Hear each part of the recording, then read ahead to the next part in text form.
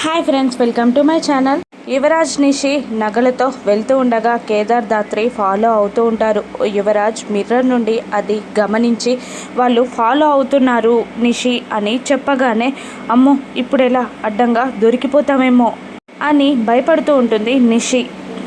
లేదు, ఎలాగైనా ఈరోజు ఈ నగలని అమ్మేసి ఆ డబ్బులని ఫ్యాక్టరీకి కట్టేయాలి, లేదంటే మాట పోతుంది అని అంటుంటాడు యువరాజ్. కానీ ఇప్పుడు ఎలా అని నిషి అడుగుతూ ఉంటుంది. మరోవైపు ఫ్యాక్టరీకి డబ్బులు కట్టడానికి ఈరోజే వాళ్ళు ఖచ్చితంగా ఆ నగలని తాకట్టు పెట్టేస్తారు అని అంటూ ఉంటుంది.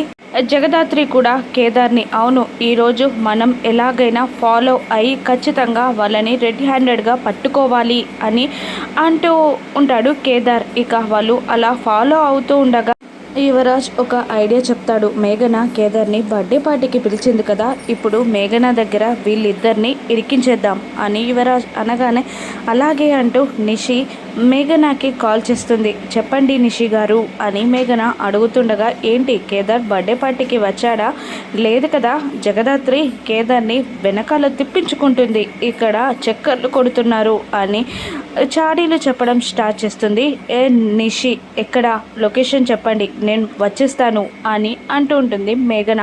ఇక దాంతో లొకేషన్ షేర్ చేసి శివాలయం ఉన్న రూట్లోకి యువరాజ్ని వెళ్ళమని చెప్తూ ఉంటుంది. అలాగే అంటాడు యువరాజ్. ఇక దాత్రికి అనుమానం మొదలవుతుంది. ఇదేంటి వీళ్ళు ఇక్కడిక్కడే తిరుగుతున్నారు, మనం తప్పించుకోవాలి లేదంటే బుక్ అయిపోతాం అని అంటూ ఉంటాడు కేదార్ కూడా. అవును అంటుంది దాత్రి. ఇక ఒక్కసారిగా యువరాజ్ కార్కి కేదార్ బైక్కి మధ్యలో ఒక కార్ అడ్డం వస్తుంది. ఎవరా అని చూడగా మేఘన అంటుంది జగదాత్రి.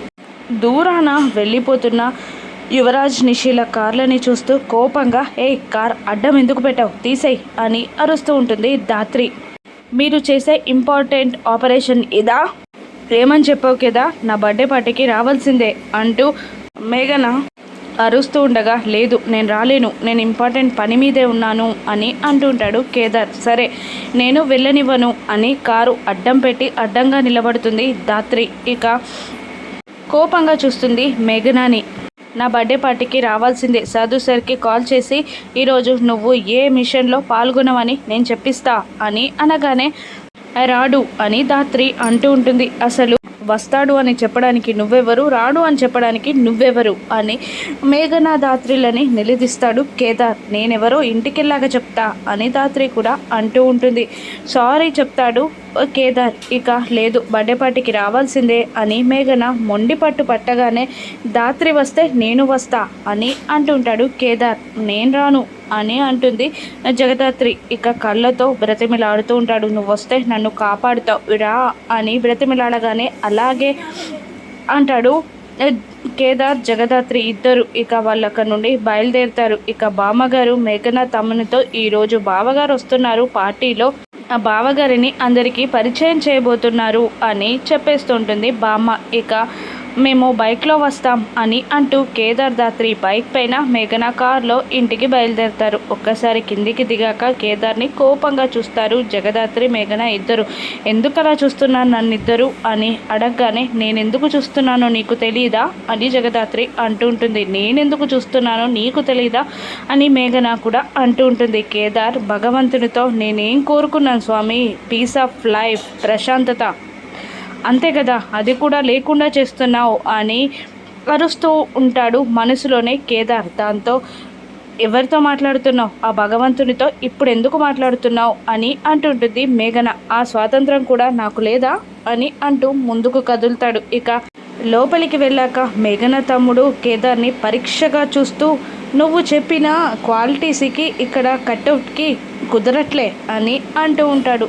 ఇక నోరు మూసుకొని పోరా, అదే అర్థమవుతుంది నీకు అని అంటుంటుంది మేఘన.